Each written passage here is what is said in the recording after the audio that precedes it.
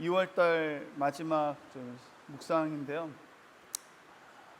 이 78편 1절부터 오늘 78편 마지막까지 모든 내용을 보면 이스라엘 역사를 이야기하면서 하나님이 그들을 은혜 가운데 택하시고 불러주셨는데 그들은 하나님을 배반하고 또 그 배반한 가운데서 하나님께서 그들을 포기하시는 것이 아니라 다시 긍휼히 여겨주시고 불쌍히 여겨주셔서 그들의 연약함을 아시고 다시 구원해 주시거든요. 근데 그럼에도 불구하고 또 거듭 하나님을 시험하고 반항하는 불순종하는 모습을 통해서 하나님이 심판하시고 또 심판하셨는데도 불구하고 그들을 여전히 다시 포기할 수 없어서 하나님이 그들을 구원하시는 그런 역사가 계속 반복되는데 오늘 마지막도 오늘 본문 말씀도 마찬가지입니다.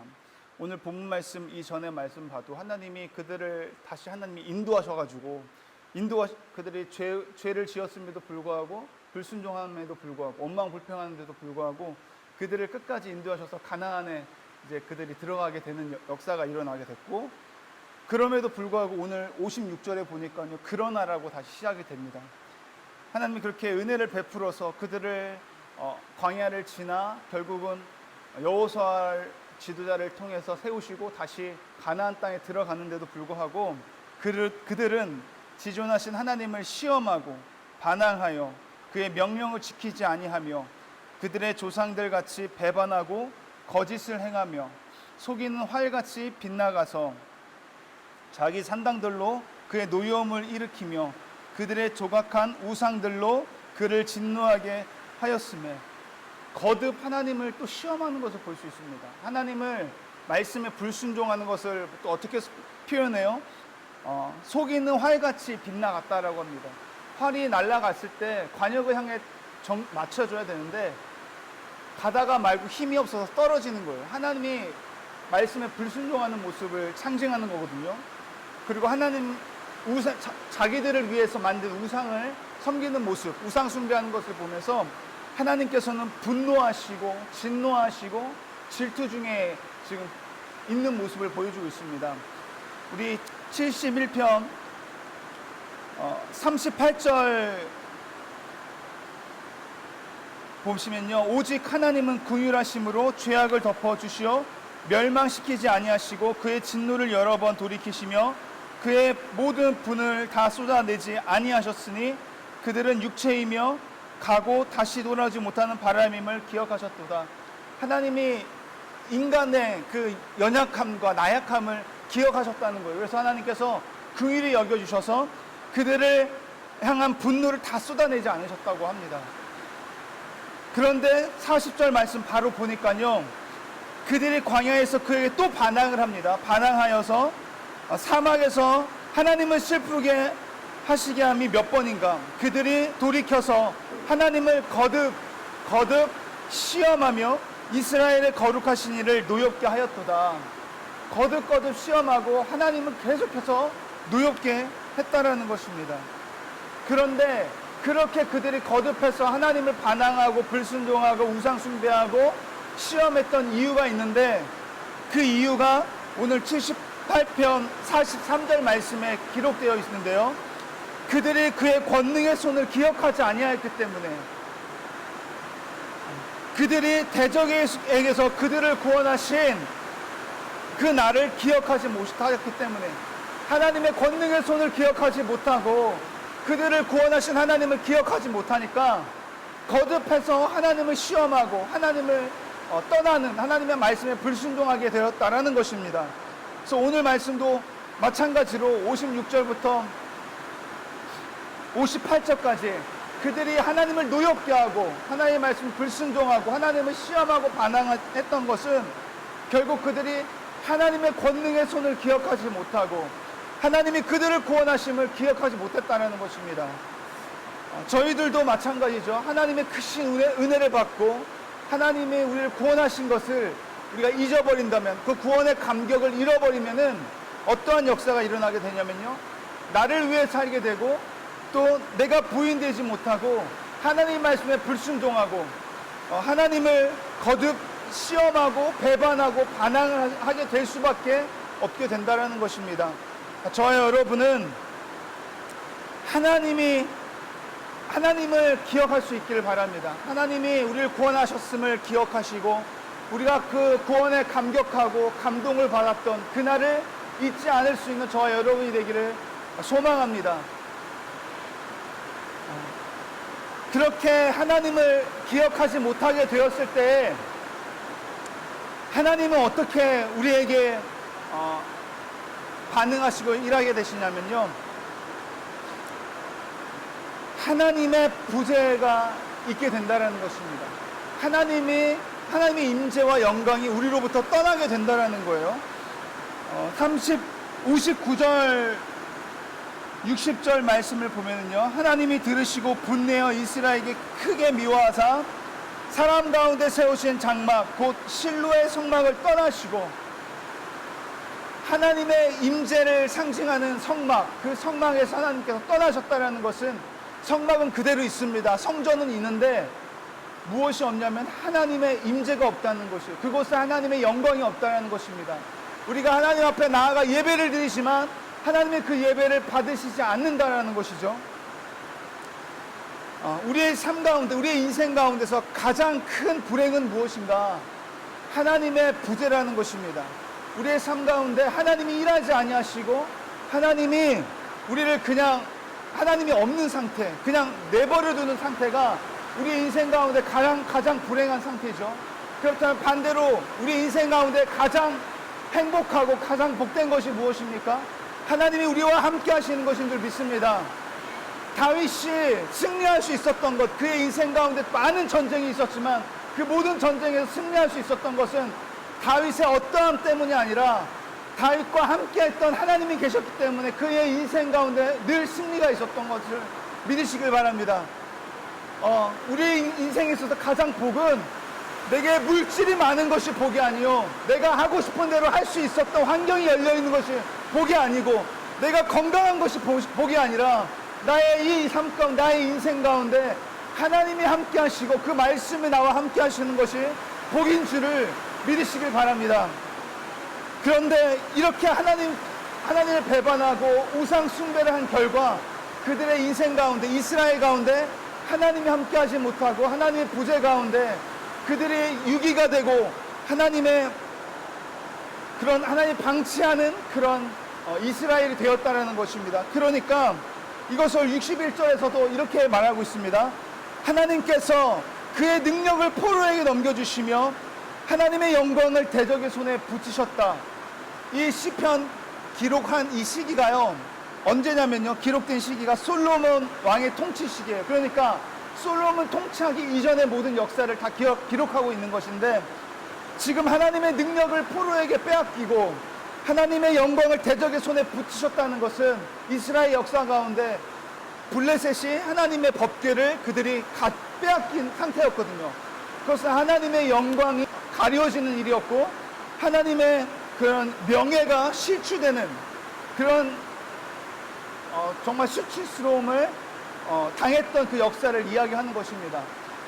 우리가 하나님께 불순종하고 배반하게 된다면 하나님의 부재가 있게 되고, 그로 인해서 우리의 삶 가운데 우리가 하나님을 믿고 섬기지만 우리 때문에 하나님의 영광이 가려질 수가 있다는 것입니다. 우리의 삶 때문에, 예수님을 믿는 자들 때문에 오히려 하나님의 이름이, 명예가 실추되고 하나님의 수치를 받는 일이 있게 된다는 것입니다. 저와 여러분이 하나님을 기억함으로 인해서, 하나님의 말씀을 순종함으로 인해서 하나님이 우리와 함께하는 삶을 산다면 그 일로 말미암아 온전히 하나님의 영광이 받게 될 줄 믿습니다. 그 일로 말미암아 많은 이들로 하여금 우리 때문에 하나님을 찬양케 되는 역사가 있게 될 줄 믿습니다. 그런 인생을 살아갈 수 있는 저와 여러분이 되길 축복합니다. 그렇게 하나님의 부재가 있게 되고 그로 인해서 하나님의 명예가 실추되잖아요. 그러니까 어떻게 돼요? 하나님이 이스라엘을 심판하는 그 일이 이르게 된다는 것입니다. 그래서 오늘 본문 62절에서 64절까지의 말씀이 하나님의 심판이 있게 된다라는 이야기를 지금 하고 있고요. 하지만 그런 심판 가운데서도 그럼에도 불구하고 하나님께서는 은혜를 베푸신다는 것을 오늘은 또 본문 65절부터 끝에 오늘 본문 끝절까지의 말씀이죠. 하나님이 그런 심판 중에서도 그들을 사랑하시기 때문에 그럼에도 불구하고 은혜를 베푸시는 하나님, 인생의 연약함을 아시는 하나님, 긍휼을 베푸시는 하나님을 오늘 또 볼 수가 있습니다. 하나님의 이 은혜가 없었다면 저와 여러분은 지금 이 자리에 있을 수 없겠죠. 하나님의 은혜가 없었다면, 하나님의 인생을 다 심판해 버린다면 저와 여러분 하나님 앞에 설 사람이 누가 있겠습니까? 하나님의 은혜 때문에 저와 여러분이 지금 이 자리에 있는 줄 믿습니다. 65절 말씀에 그때 주께서 잠에서 깨어난 것처럼 포도주를 마시고 고함치는 용사처럼 일어나사 그의 대적들을 쳐 물쳐 영원히 그들에게 욕되게 하셨도다. 이 말씀을 읽으면서 이렇게 심판하시는데 갑자기? 라는 생각이 들더라고요. 잠들다가 갑자기 깨어난 것처럼 하나님께서 술에 취하시고 마치 용사들이 술에 취해 있지만 전쟁 때문에 다시 정신을 바짝 차려야 되는 것처럼 하나님께서 그들을 바라보시고 다시금 심판 중에서도 하나님께서 다시 긍휼하심을 그들에게 베푸시는 장면을 또 이야기하고 있는 거죠. 그러면서 하나님께서 그 은혜를 베푸심을 어떻게 표현하고 있냐면 또 그들을 인도하시는 선한 목자가 되신다라는 것을 지금 이야기하고 있습니다. 그러면서 하나님께서 그 은혜를 베푸심을 유다 지파를 하나님께서 택하시고, 특별히 유다 지파 중에서도 이스라엘의 왕으로 누구를 택하냐면요, 다윗을 택함을 이야기하고 있습니다.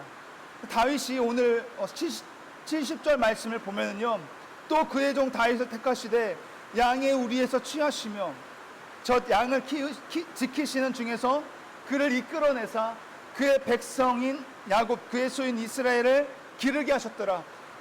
다윗을 이스라엘의 왕으로 삼으시고 다윗을 이스라엘의 선한 목자로 삼으셨다라는 것인데요, 하나님께서 다윗을 볼 때 외모를 보신 것이 아니라 그의 중심을 보셨습니다. 그래서 하나님이 그의 어떠한 중심을 보셨는가? 다윗은 어떤 사람이에요? 양을 친 사람이. 오늘도 보면은 양의 우리에서 취했다고 해요. 그가 양을 치는 목동이었는데 그가 양을 치는 목동으로서 목동이었기 때문에 그를 하나님께 택하신 것이 아니라 많은 목동들 중에서 그를 택하신 이유가 있다는 것입니다. 무엇을 보고 택하셨는가? 그가 선한 목자의 모습을 보였다라는 거예요. 그의 삶 가운데서 양을 칠 때에 그 양이 일이나 사자나 곰의 입에서부터 그 양을 지켰다라는 거예요. 무슨 말이에요? 자기의 목숨을 다해서 그 양을 지켰다라는 것입니다. 그 양이 자신의 목숨보다 소중할까요? 그러지 않다라는 것이죠. 정말 자격 없는, 어떻게 보면 인간과 짐승 비교하면은 이 짐승은 인간에 비해서 자격이 없습니다. 또 뿐만 아니라 다윗은 사울 왕을 2번이나 정말 그 바로 앞에서 죽일 수 있는 기회와 상황이 있었거든요. 그 부하들은 어떻게 생각했습니까? 이것은 하나님이 주신 기회입니다. 당신을 죽이려고 하는 저 왕을 죽이라고 하는 하나님의 기회입니다. 근데 다윗은 그러지 않았어요. 다윗은 하나님 말씀을 기억해서 기름 부은 종을 죽이지 않았습니다. 그 2번째 기회가 있었을 때도 그는 정말 화가 난 상태에서 누가 봐도 사울을 죽이는 것이 마땅하고 다윗을 나쁘다고 여기지 않을 수 있었습니다. 그러나 그가 그를 살리신 것, 그 사울 왕은 자기를 죽이는 자였기 때문에, 죽이려고 하는 자였기 때문에 정말 죽여도 되는, 사울은 그런 자격이 없는 자였기 때문에 죽일 수도 있었지만 그가 그를 죽이지 않았습니다. 이것은 그 중심을 하나님이 보셨던 거예요. 어떤 중심을 보신 것입니까? 그 다윗의 마음을 보면서 하나님의 마음을 본 것입니다. 내 마음에 합한 자라고 그를 인정하잖아요. 왜요? 그가 은혜를 베풀 줄 아는 자였습니다. 자격 없는 자들을 사랑하고 자기 목숨을 버려서 사랑했었고, 자기 목숨을 죽이려고 해서 달려드는 그 사울을 용서했던 그 마음을, 그 중심을 하나님 보셨던 것입니다. 저와 여러분도 하나님 보시기에 합한 자라는 그런 인정받을 수 있는 저와 여러분 되었으면 좋겠습니다. 내가 누군가를 사랑하되 그 사랑이 내 목숨을 다해 사랑할 수 있는 사람, 자격 없는 자를 사랑할 수 있는 사랑, 그런 사랑이 저와 여러분에게 있어서 하나님께 인정받을 뿐만 아니라 세상 많은 사람들에게도 저 사람은 정말 은혜가 풍성한 사람이다라고 인정받을 수 있는 저와 여러분이 되었으면 좋겠습니다. 기도하시겠습니다. 하나님 아버지 감사합니다. 우리가 하나님을 기억하지 못하고 늘 배반하지만 그런 주님을 배반하는 중에서도 하나님 우리의 연약함을 기억하시고 우리를 긍휼히 여기시고 불쌍히 여겨주심을 감사합니다. 하나님 그 은혜에 은혜 받은 자로서 그 은혜를 베푸는 삶을 살아갈 수 있기를 원합니다. 선한 목자 되신 주님처럼 우리도 선한 목자로서 양을 위해서 목숨을 버렸듯이 우리도 그런 목숨을 버리면서까지 내가 부인되면서까지 영혼 구원을 위한 그 사명을 감당하는 삶을 살아갈 수 있게 하여 주시옵소서. 하나님 그렇게 살아갈 수 있도록 주님께서 능력과 힘을 우리에게 허락하여 주시옵소서. 우리도 그렇게 성령 충만함으로 하나님의 길을 따라갈 수 있는 인생 될 수 있도록 우리를 인도하여 주시옵소서. 예수님의 이름으로 감사드리며 기도드립니다. 아멘.